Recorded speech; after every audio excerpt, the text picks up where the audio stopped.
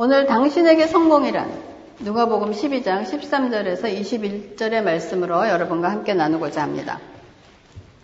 여러분, 여기 중에서 나는 인생을 실패하고 싶다라고 생각하는 사람 계세요? 아무도 성공하기를 원하지 실패해서 인생을 망치고 싶다는 사람은 없습니다.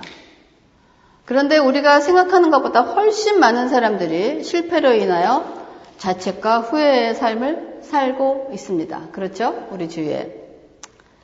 우리 모두도 성공의 삶을 살고 싶습니다. 그러면 여러분의 성공의 기준은 무엇입니까? 여러분의 성공의 가치는 무엇입니까? 여러분의 성공의 목표는 무엇입니까? 여러분 지금 제 설교를 들으시면서 제 질문에 대답을 하시면서 설교를 같이 커뮤니케이션 하시기 바랍니다. 그러면 여러분의 그 성공의 기준과 가치와 목표가 얼마만큼 이루면 여러분은 성공했다고 말할 수 있겠습니까? 만약에 예를 들면 난 돈 버는 것이 저거다. 나니까 돈을 얼마나 모으면 이만하면 성공했다라고 할 수 있냐 그거예요. 그러면 여러분은 얼마만큼의 목표를 이루면 여러분 행복하다고 말할 수 있습니까? 얼마만큼 이루면 여러분 만족하다라고 말할 수 있겠습니까? 오늘 본문의 말씀처럼 부자가 창고를 가득 채워놓고 만족해서 말하기를 뭐라 그럽니까? 영혼아, 여러 해 쓸 물건을 많이 쌓아두리니 평안히 쉬고 먹고 마시고 즐거워하자 라고 얘기합니다. 이것이 세상 기준의 성공 아니겠습니까? 세상 많은 사람들이 바라는. 그런데 하나님께서 말씀하시기를 어리석은 자여, 오늘 밤에 내 영혼을 도로 찾으리니 그러면 내 준비한 것이 누구의 것이 되겠느냐 하는 말씀이 이 질문에 대한 대답입니다. 그래서 성경은 사람의 생명이 그 재산의 넉넉함에 있는 것이 아님에도 불구하고 오늘날 많은 사람들이 성공을 부의 관점에 생각하고 있고 많은 그리스도인들도 사실 이러한 관점을 가지고 있습니다. 그리고 세상은 부귀영화가 성공이라는 세상적인 가치를 우리들에게 끊임없이 열렬하게 쉬지 않고 불어넣고 있습니다. 여러분 미디어를 통해서든지 모든 광고를 보세요. 거기 있는 거 갖고 싶지 않은 사람이 어디 있겠습니까? 다 갖고 싶습니다. 다 갖고 싶은데 가지려면 뭐가 필요합니까? 물질이 필요해요. 그러니까 그거 가지려고 그냥 돈을 벌어요. 그러니까 끊임없이 세상은 우리에게 그런 걸 부어주고 이것이 성공한 삶이라고 얘기해 줍니다.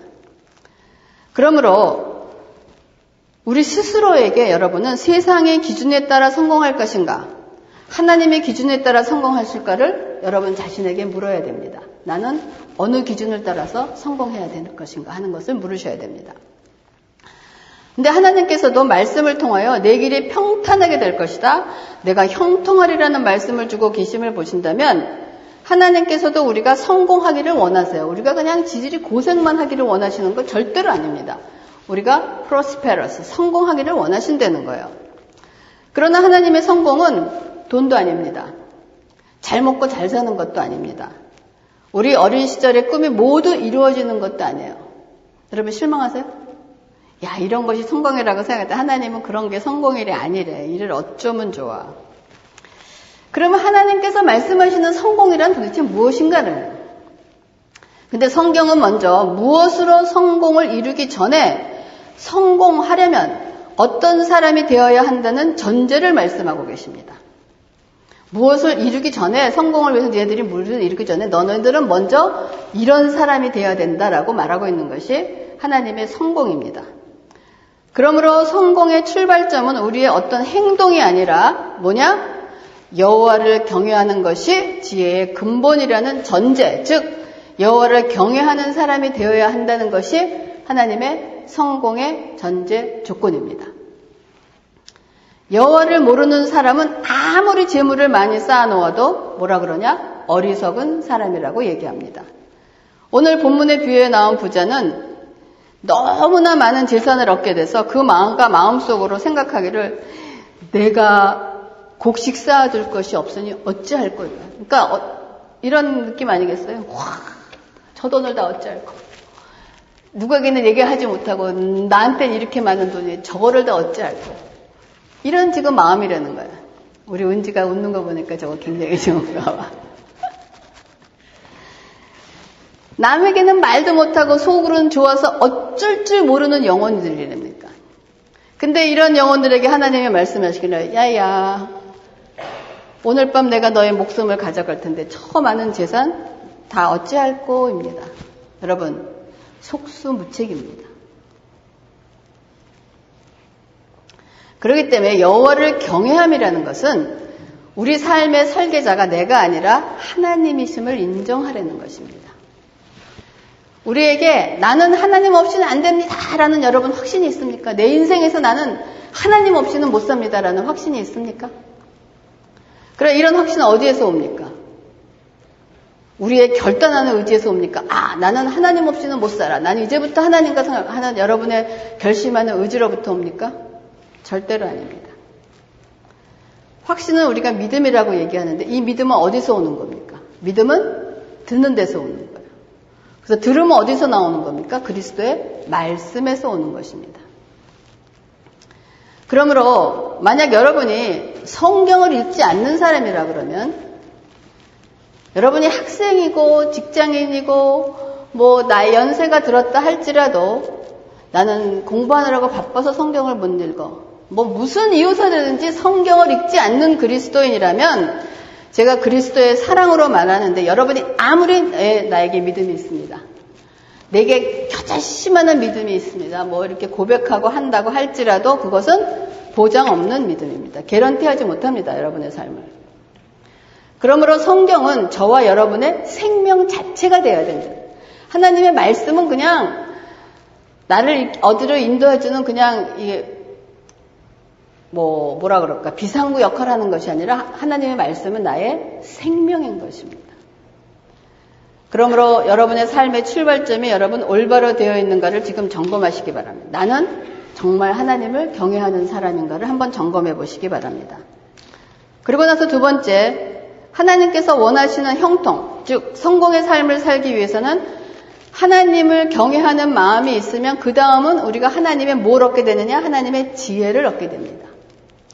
지혜란 지혜에 해당하는 여러 가지 히브리 단어가 쓰여지고 있는데 그 중에 호크마라는 단어가 있습니다. 호크마는 출애굽기에서 성막 재료를 꿰매는 장인들을 호크마라고 그래요. 그러니까 뛰어난 기술로 성막의 모든 것을 만들었다 하는 것도 하나님의 지혜로 쓰여지고 있습니다.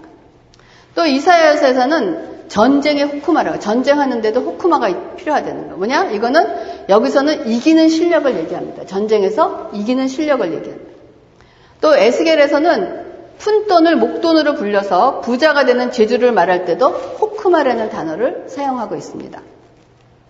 그래서 이것이 구약에서 말하는 지혜로서 여러분 솜씨를 발휘하여 승리와 형통을 이루는 능력입니다. 그리고 삶의 예술이며 살아가는 기술이고 규칙대로 시합할 줄 아는 것이 지혜라는 것입니다. 그러므로 이 지혜라는 것은 하나님을 경외하는 사람에게는 반드시 필요한 게 무엇이냐? 지혜입니다. 이 지혜는 현실의 삶을 살아가는 데 필요한 기초 과목입니다. 여러분이 그런 지혜가 있으셔야 돼요. 그러면 어떻게 하면 지혜로워질까요? 성경으로 가야 합니다. 고린도전서 3장 18절입니다. 아무도 자신을 속이지 말라. 너희 중에 누구든지 이 세상에서 지혜 있는 줄로 생각하거든 어리석은 자가 되라. 그리하여야 지혜로운 자가 되리라. 자, 지혜로운 자가 되려면 어리석은 자가 되라는 말씀은 하나님의 지혜는 어디서 나온다? 겸손에서 나온다는 것입니다. 그러니까 즉 하나님, 저의 지혜는 하나님의 지혜와 비교할 수도 없으며 아무것도 아니라는 것을 깨닫고 시인하는 데서부터 비롯된다는 거예요. 자, 옆에 있는 사람한테 말씀하세요. 나는 무지합니다라고 얘기하시기 바랍니다. 나는 무지합니다. 나는 정말 무지합니다. 나는 무식합니다. 왜냐하면 우리는 자신이 별로 잘난 것이 없다. 나는 아무것도 아니다라는 것을 깨닫게 될 때 비로소 하나님께 가서 도움을 구하지, 자신이 스스로 무엇을 할 수 있다고 생각하는 한 절대로 하나님을 찾아가지 않습니다. 그런 존재예요, 우리는. 안타깝게도. 여러분 똑똑하십니까? 하늘이는 똑똑하지 않다. 하늘이 안 똑똑해요. 알아요. I know. 되는 것은 단지 지식을 빨리 습득하는 능력이 있다는 것입니다. 그러나 성경은 우리의 똑똑함에 관심을 두거나 의미를 두지 않지만 반드시 뭐라 그러냐? 지혜로워야 한다라고 합니다. 우리 하늘이는 지혜롭습니다. 이 지혜는 하나님께 배우는 능력으로 하나님의 진리를 삶의 현실에 적용하는 거예요. 근데 이것이 문자적으로는 이해가 돼요. 그렇죠? 근데 이것이 좀 여러분은 추상적으로 들리지 않습니까? 저에게는 좀 추상적으로 들려요.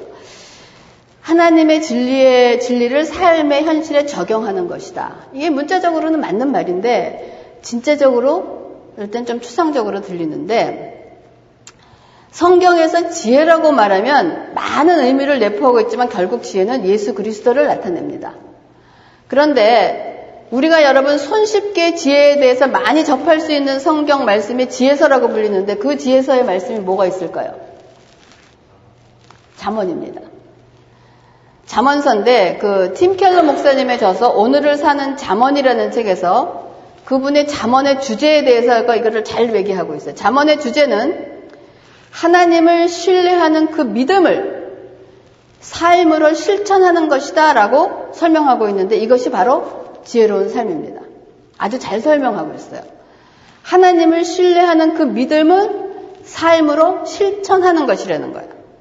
그래서 잠언서는 우리의 모든 생각과 행동의 중심을 누가 하나님께 두고 실제적인 훈련을 공부하고 생각하고 익히게 하는 말씀이 잠언서인 것입니다. 그러므로 여러분이 하나님과 생생하게 살아있는 관계를 맺는 것이 지혜의 절대적인 필요 조건이므로 여호와를 경외하는 것이 지혜의 근본인 것을 깨닫지 마시기 바랍니다. 잊지 마시기 바랍니다. 깨닫지 말라는 게 아니고 잊지 마시기 바랍니다. 그러면 지혜는 우리가 살아가는 일상생활 자체에 필요한 것이에요. 순간순간 필요한 것입니다. 그래서 지혜를 통해서 인생에 만나는 모든 상황을 어떻게 대처해야 할지를 알고 결정하고 행동하는 것이 지혜로운 삶입니다. 여러분 똑똑한 사람이 항상 인생을 성공하나요? 올바른 결정을 하나요? 그렇지 못합니다. 똑똑한 사람이 아니고 지혜로운 사람이 필요하다는 거예요. 그런데 성경은 우리가 누구와 결혼을 할지 또 어디에 취직을 해야 될지 또 어떤 사업을 해야 될지 이런 것을 자세히 말해주고 있습니까? 말해주고 있지 않아요. 그런데 이러한 결정을 잘못 내리면 어떻게 됩니까? 재앙을 불러오게 됩니다. 결혼하지 말아야 될 사람과 결혼하고 취직하지 말아야 될 곳에 취직하고 하지 말아야 될 사업을 가지면 중요한 일인데 이것을 결정을 잘못 내리면 우리가 재앙을 불러옵니다. 그러면 여러분 이런 것을 여러분의 삶 속에서 결정을 해야 될 텐데 누가 일일이 가르쳐주지도 않는데 그러나 여러분 지혜가 무엇인지 깨달아 알게 되면 우리 마음이 예수님을 바라보는 방향으로 끌리게 되면서 결정을 내리게 된다는 것입니다. 그러나 여러분 이러한 지혜는 저절로 생기는 것이 아니에요. 역경과 훈련을 통하여 얻어지는 것입니다. 그러므로 학생인 여러분은 아직은 아니겠지만 다른 여러분들은 여러분이 어려웠던 그 시간을 통하여 얻게 된 하나님의 지혜를 한번 헤아려 보세요. 그러고 난 다음에 내가 옛날에 비하여 얼마나 지혜로워졌는가를 한번 비교해 보기 바랍니다. 그래서 사람이 지혜롭다라고 얘기하는 것은 다른 사람이 한두 가지밖에 생각하지 못하는 상황에서 여러 개의 선택 방향과 방안과 행동 노선을 인지할 수 있는 한 사람은 어떤 사람은 하나밖에 못 보는데 하나님의 지혜 있는 사람은 여러 가지 상황을 볼 수가 있는 거예요. 한 가지밖에 못 보는 사람하고 여러 가지 상황을 볼 수 있는 사람하고 누가 더 성공할 수 있는 확률이 많을까요? 우리 확률의 여왕. 여러 가지 볼 수 있는 사람이 올바른 선택을 할 수 있는 찬스가 더 있다는 거예요. 또 지혜로운 사람은 모든 사람을 볼 때 이 사람은 좋다. 이 사람은 나쁘다. 이 사람은 이해가 된다. 이 사람은 이해가 안 된다. 저 사람은 나하고 같다. 저 사람은 나하고 다르다. 이런 식으로 이분법으로 가르지 않고 그 사람이 말할 때 그 사람의 동기가 어땠나. 그 사람의 성격의 복합적인 차원까지 식별해내면서 옳고 그름의 차이일 뿐만이 아니고 어느 것이 선이다. 어느 것이 최선의 것이다. 어느 것이 차이다. 또 차선의 것이다. 이런 것을 다 분별해낼 수 있는 상황으로 구분을 상황하고 해결할 수 있는 능력입니다. 이것은 절대적으로 필요한 게 뭐냐? 인간관계에서 필요한 겁니다. 그리고 지혜로운 사람은 무엇을 언제 어떻게 할지를 아는 사람입니다. 여러분 아무리 축복의 말씀이라도 때와 장소를 가리지 못하고 말할 때는 축복의 말씀이 상대방에는 저주의 말씀으로 들려올 때가 있다는 것입니다. 그렇기 때문에 지혜는 생각과 경험을 통합해서 삶의 현실을 다룰 실력을 쌓는 것입니다. 이런 지혜로움을 지니려면 여러분 인간 본성이나 인간관계의 이치나 고난과 죽음 등 폭넓은 공부와 인생의 경험이 사실 필요합니다. 하지만 참된 지혜는 깊은 성경의 지식을 절대적으로 필요로 하기 때문에 성경과 하나님의 말씀을 여러분이 묵상하고 알아야 된다는 것입니다. 그래서 여러분들은 반드시 하나님의 지혜로운 자녀가 되기를 제가 간절히 바랍니다. 그리고 다음에 여러분 제가 다음으로 질문을 하겠습니다. 여러분은 중요하지 않은 것들에 대해서 성공하고 싶습니까? 아니면 하나님께 영광 돌리고 싶으신 대로 성공하고 싶으십니까?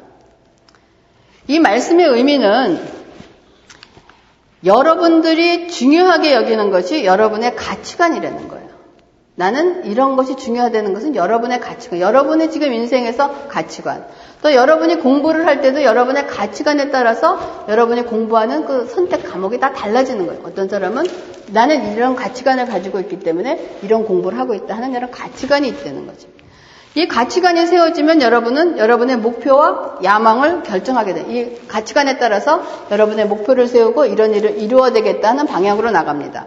그런 다음에 목표와 야망이 결정이 되면 뭐가 됩니까? 우선순위가 결정이 돼요. 내가 해야 될 것이 이거기 때문에 어떤 사람들이 많은 것을 제안할 때 나는 여기서 우선순위를 뽑습니다. 다 똑같다고 하는 거 아니라는 거예요. 우선순위가 결정이 된다는.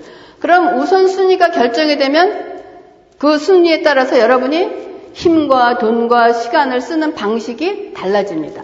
모든 사람들이 다 똑같이 먹는 것에 만약에 우선순위를 두는 사람이면은 힘과 돈과 시간을 모두 어디다 쓰느냐? 먹는 것에 써요. 입는 것에 우선순위를 두는 사람은 먹는 것 쓰지 않고 입는 것에 씁니다. 이런 것이 우리의 인생을 그래서 돈을 쓰는 방식이 달라지면 여러분의 삶의 방향이 결정된다는 것입니다. 이거는 뭐냐? 연쇄 사슬과 같아요. 그래서 결국은 시작은 어디입니까? 여러분의 가치관입니다. 여러분의 가치관이 무엇인가를 한번 검증해 보겠습니다. 그러므로 여러분이 하나님을 경외하는 마음의 기초를 다졌다면 다음으로는 자신의 가치관을 하나님의 마음에 정결시켜야 돼요. 하나님과 같은 가치관을 가져야 되는 것이 하나님의 성공하는 사람들입니다. 여러분, 해 아래 새 것은 없습니다.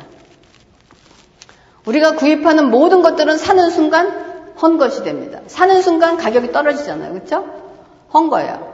여러분들이 앞으로 살면서 새로 구입해야 될 것이 많이 있습니다. 여러분 지금 뭐 구입해야 될 거 마음속으로 생각하는 거 있죠. 그렇죠? 뭐 구입해야 될 것이 있어요. 그래서 여러분 집을 구입할 거 아니에요. 그렇죠? 그러니까 그럼 어떻게 합니까? 오픈하우스도 가서 보고 그냥 TV 보면 홈앤가든 프로그램도 보면서 여러 가지 아이디어를 수집을 합니다. 또 새 자동차가 필요하면 그거를 구입하기 위해서 많은 시장 조사도 하고 가격도 비교하고 여러 가지 합니다. 여러분 이거 자체가 나쁜 것은 아니에요. 그러나 이것을 여러분 수단으로 사용하는 것과 이것을 목표로 삼는 것은 엄청난 차이가 되는 것입니다.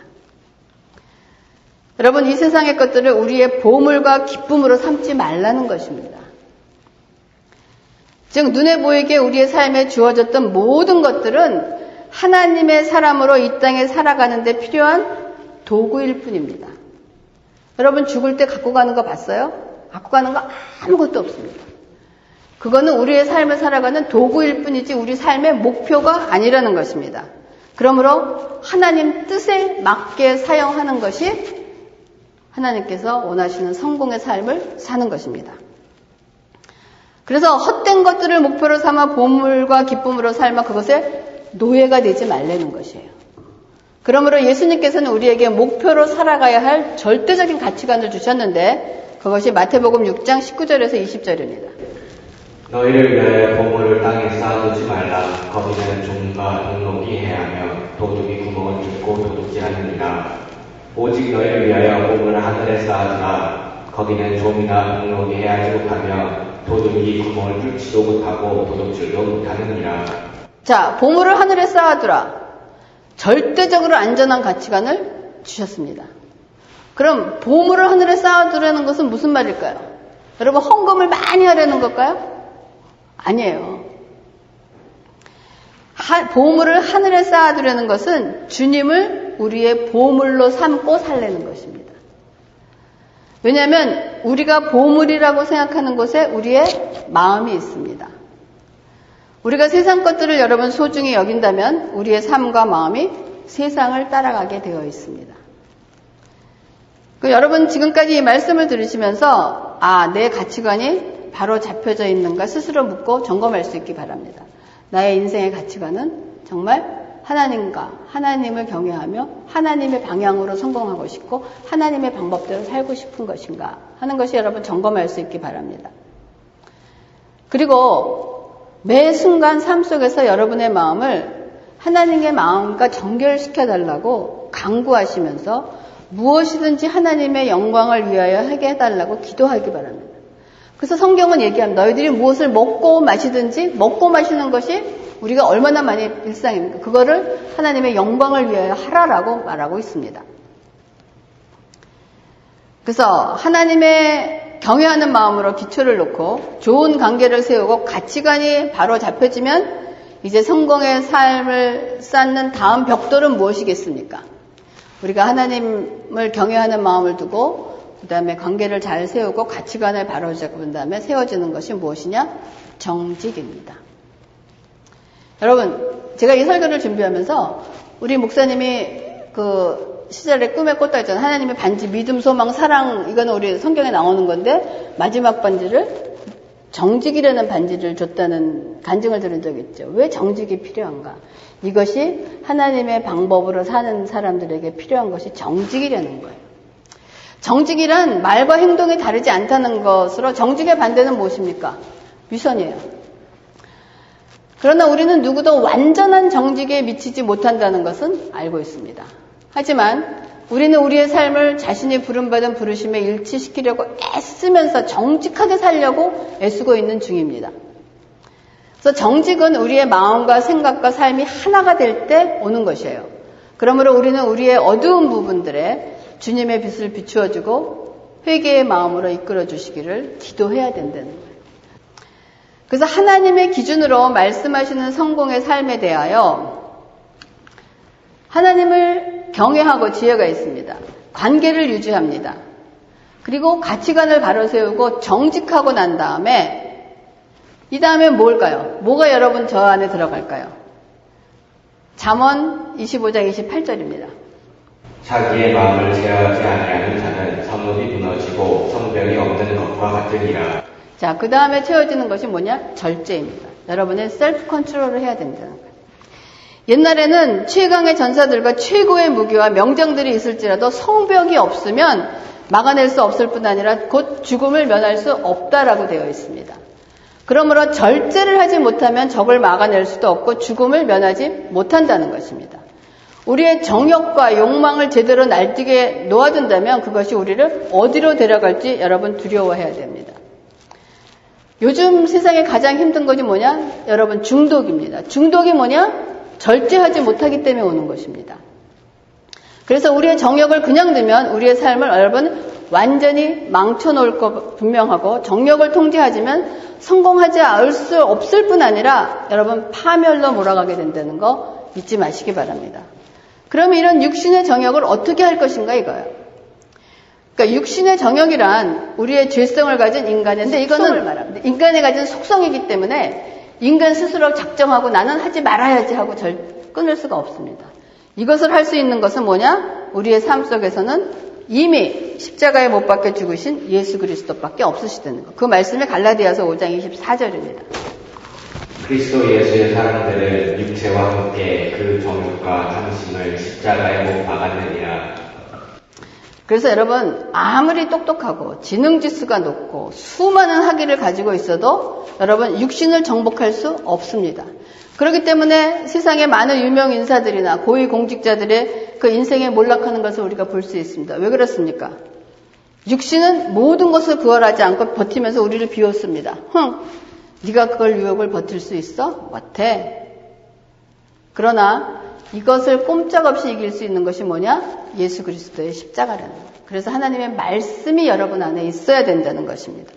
성령님의 도우심이 없이는 이러한 일을 절제할 수도 없고 감당할 수 없다는 것입니다.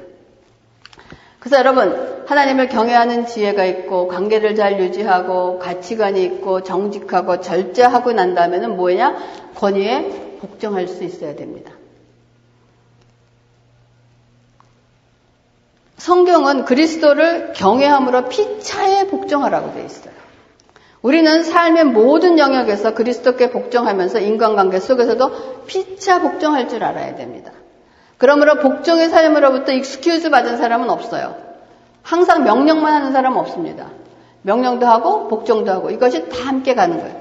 그 예수님도 내가 하늘로서 내려온 것은 내 뜻을 행하려 함이 아니요 나를 보내신 이의 뜻을 행하려 한다고 하신 것처럼 권위에 복종하는 최고의 본을 보여주셨습니다.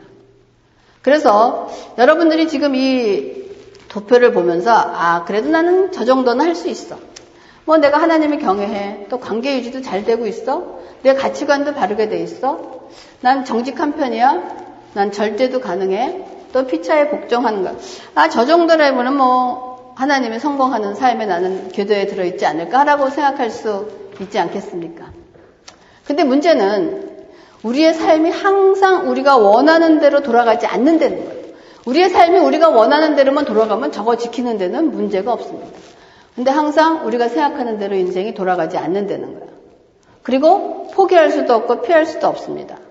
우리가 사는 세상은 울퉁불퉁한 세상이라서 우리의 삶을 잘 소화해내야 되는데 우리가 먹어야 될 소화제가 있습니다. 여러분 제가 이 소화제를 소개하고 말씀을 마치겠는데 여러분의 인생 여정에서 소화제는 반드시 챙기고 다니시기 바랍니다. 첫째, 하나님의 주권을 절대적으로 믿으시기 바랍니다. 이 말씀은 하나님은 우리에게 언제나 최선의 것을 주신다는 거예요. 역경의 시기조차도 그분 안에서 합력해서 우리에게 선으로 이루신 것이 하나님의 목적입니다. 여러분이 어디를 가든지 무슨 일을 만나든지 어떤 행위를 하든지 하나님의 주권을 절대적으로 하나님의 주권을 절대적으로 믿는다는 것은 내 인생을 내가 주장하는 것이 아니고 내 인생은 하나님의 손 안에서 하나님이 조정하신다는 것을 절대적으로 믿으시기 바랍니다. 두 번째, 여러분 하나님의 영광을 기대하라는 거예요. 여러분 이 세상은 모든 세상들 가운데 이 세상 것은 최고가 아니에요. 다만 이 세상은 모든 세상들 가운데 최고로 통과하는 문일 뿐입니다. 그렇기 때문에 우리는 이 땅을 바라고 사는 것이 아니라 하늘의 것, 위의 것을 바라보고 사는 영광의 삶을 사는 자라는 것을 여러분 기억하시기 바랍니다.